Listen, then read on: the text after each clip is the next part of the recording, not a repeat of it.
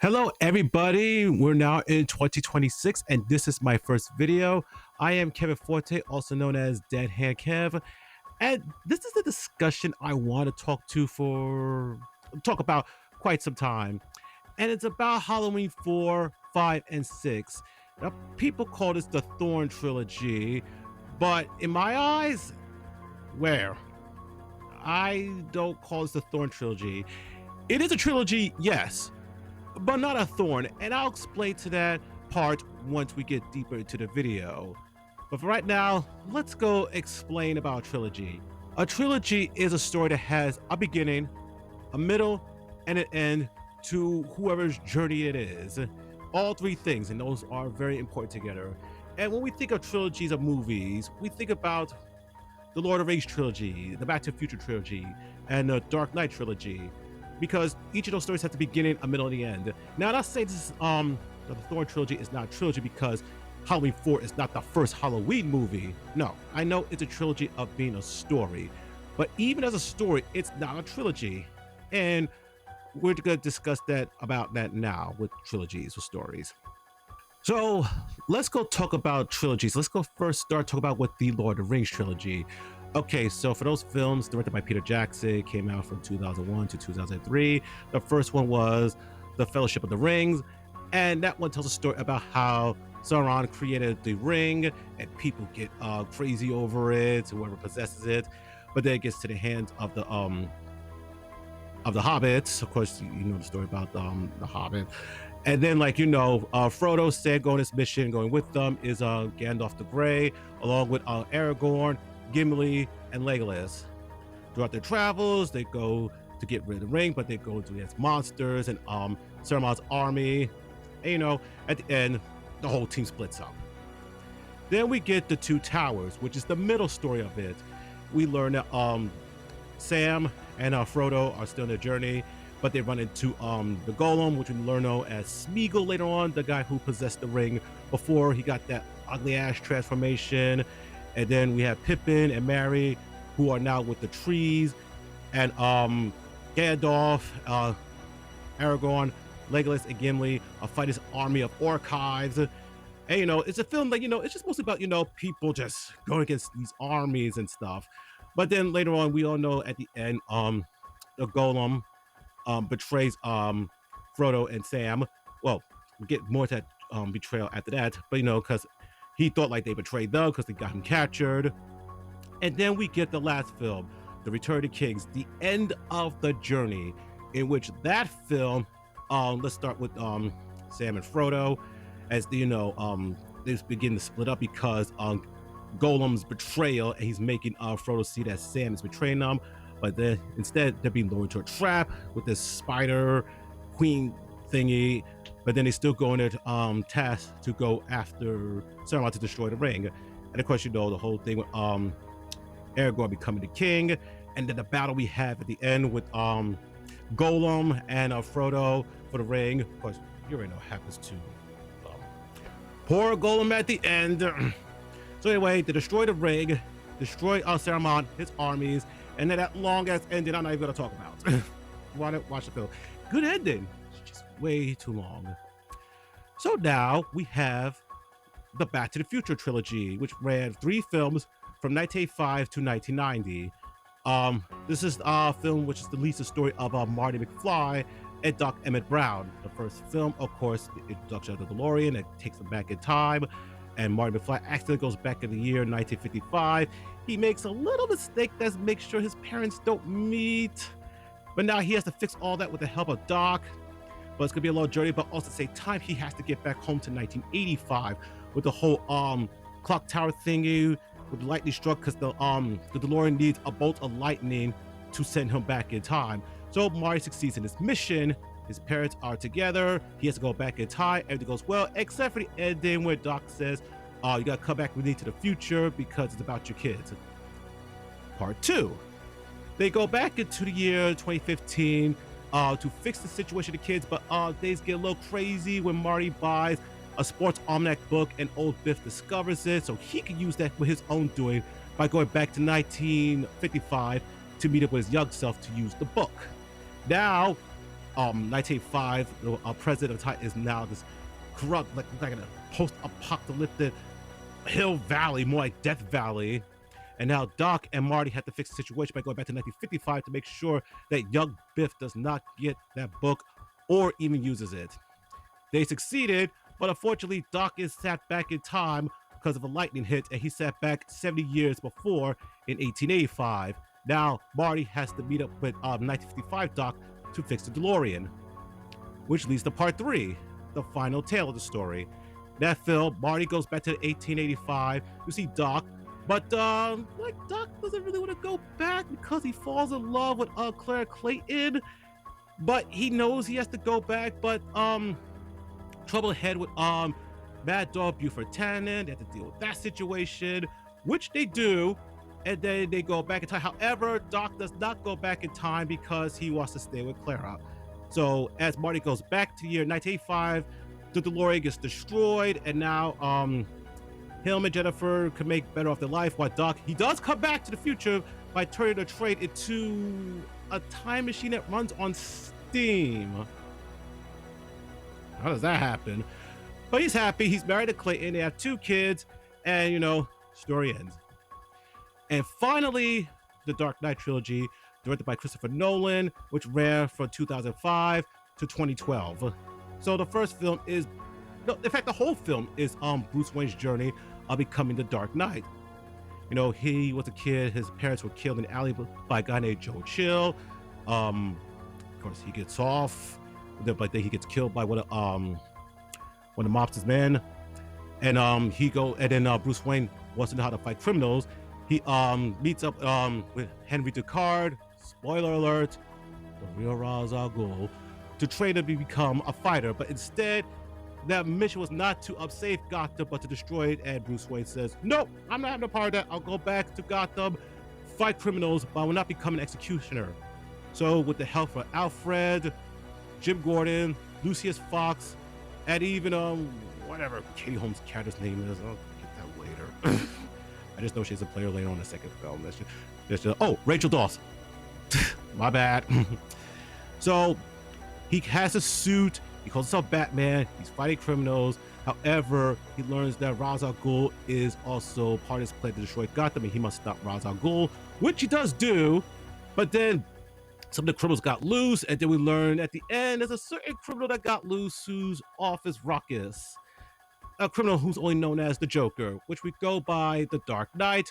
We're introduced to the Joker as he doing his crime, stealing $68 million from mob gangsters.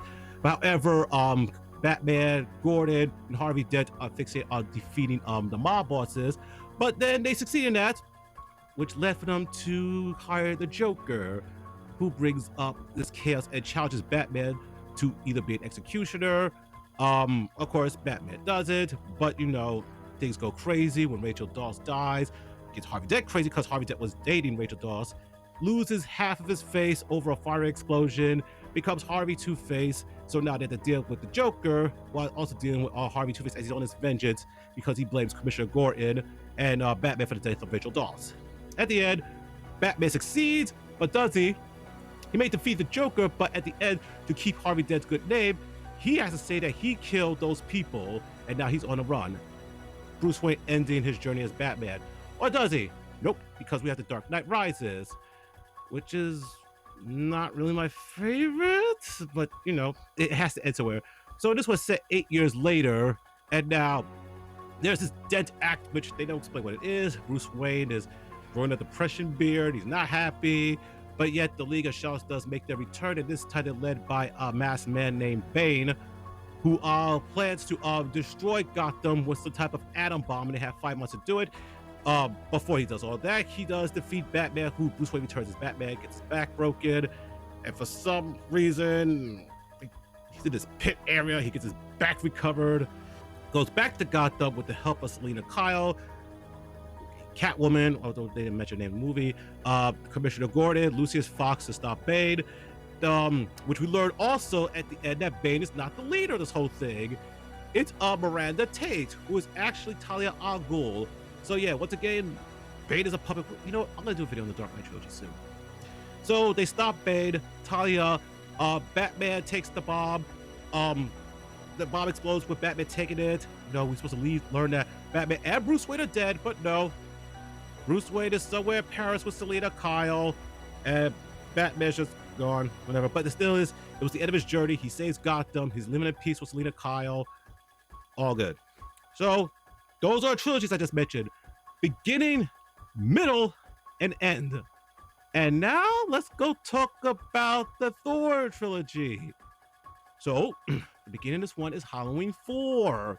The Return of Michael Myers. And after that, we have Halloween 5, The Revenge of Michael Myers. And then there's Halloween, The Curse of Michael Myers. These three films ran from 1988 to 1995. So, if this is the start, let's talk about Halloween 4 and this beginning of the Thorn trilogy. So, this film is taken 10 years after the second movie and the first movie, of course. We learned that both Michael Myers and Dr. Loomis didn't die for the explosion at the Haddonfield Hospital. Instead, Dr. Loomis, he's just halfly burned and walks with a bum leg, while Michael Myers was in a deep coma. 10 years later, he wakes up. He learns that his sister Laurie Strode is dead. However, he has a niece, Jamie Lloyd, who's now living with the Carruthers family. So Michael Myers is going after her because family, I guess. That's it. So Dr. Loomis, along with the new Sheriff Meeker, have to stop Michael Myers. So Michael Myers, at the end, he meets his defeat by the hands of Meeker, a bunch of civilians and the cops. But at the end, even though Michael Myers is out for the count, Jamie Lloyd seems to be taken over by the evil of Michael Myers, and as we learn, assumedly kills the mother, well, her foster mother. Now, where did I mention Thorn? Oh, I didn't. And you know why? Because Thorn not only is not mentioned in this film, nothing of Thorn is shown in this film. So how is this the beginning of a trilogy if the trilogy that people called it as Thorn is not in the first film of this whole start? Now you could probably say, oh yeah, because Michael Myers is in it. Michael Myers is in the first two movies. But then you can say like, oh yeah, because Jamie Lloyd's in it. Okay. I'm gonna answer that right now. That's perfect. Because that's what this film should be called. This whole series, the Jamie Lloyd trilogy. Each film of her story arc has a beginning, a middle, and an end. So, we don't say Thorn. We don't see that stupid, ridiculous fucking tattoo. We don't see the man in black, spoiler alert, who is Terrence Wynn, who was in 30 seconds of the first movie, say he doesn't know how to drive a car. He was doing very well last night. Nope. So, you can't be a trilogy if it doesn't have a start. It's a two-parter, yes, because everything begins with Halloween 5, The Revenge of Michael Myers. But nothing starts in Halloween 4. Jamie Lloyd starts in Halloween 4. So let's go talk about this. Now, I already mentioned Halloween 4, so I'm not going to go back again. Let's go to Halloween 5, which came out in 1985. So in that film, we learned that Michael Myers survived his encounter with the cops, falls down the mine shaft, and is taken in by some hermit. He's out for the count for a whole year, being taken care of this hermit, and we know that Jamie Lloyd is in this hospital where she's now a mute and has these helmet things, whatever. We also learned that the evil didn't pass on to her. We learned that Michael Myers had control of her for a while to stab her foster mother, which she didn't die because the film says, oh no, he made you do it, but she's still alive. So you just wasted a good ending. Oh yeah, and Jamie Lloyd's a mute. She's a mute in this film. 1 year later, Michael Myers is back. He's revived, and oh yeah, she has a psychic link to him. Stupid. So anyway, Jamie Lloyd is living in this foster home with these other kids also, and she knows when Michael Myers is gonna strike, when he's gonna kill. Michael Myers is still going after her and everything else. And then Loomis and Sheriff Meeker had to stop him. Oh yeah, we also get a scene in the film, Michael Myers tears like a little bitch. We're gonna talk about that soon because I do want to talk about the Halloween films, but I just was. This film cut off Michael Myers' balls tearing. But that doesn't work. Dr. Loomis stops Michael Myers with tranquilizers and beats him down with a 2x4. Michael Myers is put in jail. And then, oh yeah, forgot the introductions of these films. Right. See, Michael Myers has this tattoo on him, this retconned Thorn tattoo on him, which is fucking ridiculous. How the fuck did he get that? Like he was out for a year? The Herman put a tattoo on him? I think so. Oh, and we're also introduced to the Man in Black, who frees Michael Myers at the end of the movie. So now we're gonna get to the final part of the Jamie Lloyd story on the second part of the Thorn story, which was now introduced fully into Thorn, and we get the name of Thorn. This film came out in 1995, and we learned that Jamie Lloyd has been captured for 6 years in the hands of Thorn. And also, she's pregnant. At 15? Who did this? Oh, we're gonna talk about that. So anyway, she's pregnant with this baby. She has a baby boy delivered by Thorn to be the next sacrifice. Then why you just kill Jamie Lloyd? That's it, over. You decide to capture her for a baby? Just kill her right there in the fifth film. So anyway, Jamie Lloyd escapes with the help of one of the doctors. Michael Myers is on the attack. Michael Myers finds her in a barn. Michael Myers chokeslams her through a hay baler and grinds her guts. But then there's no baby, because the baby was left at the bus depot, which that ends Jamie Lloyd's story. Well, one of her endings. As you know, there's a producer's cut of this film, and it's completely different how it is. So anyway, it's the same thing. She gets the baby, the nurse helps her out, Michael Myers is after her in the barn, except there's one difference. Michael Myers doesn't chokeslam her through a hay bale, whatever it's called. He stabs her in the lower abdominal with a knife to make sure, and doesn't take the knife out, just leaves it there. I guess because he has to kill his family on Halloween. If you leave the knife in there, she'll bleed out to death. Because if he takes it out immediately, it's still October 30th. All right, leave the knife in there. But she's not dead. She is actually found by the ambulance. They're taking her to a hospital. She's in a coma though, and she's out. But then she gets this memory thought when she's in this coma. We learn who the father of the baby is. It's Michael Myers. So Thorn, or should I say Terrence Wynn, tells Michael Myers, "Hey, Michael, go do your thing to your own 15-year-old niece." Ugh. So in the film, the producer's cut not only makes Michael Myers a pedophile, but also makes him an inbred fuck. Ugh. And she could have been 14 because she probably got pregnant by January, had the baby in October. I don't want to think about it. Let's stop there.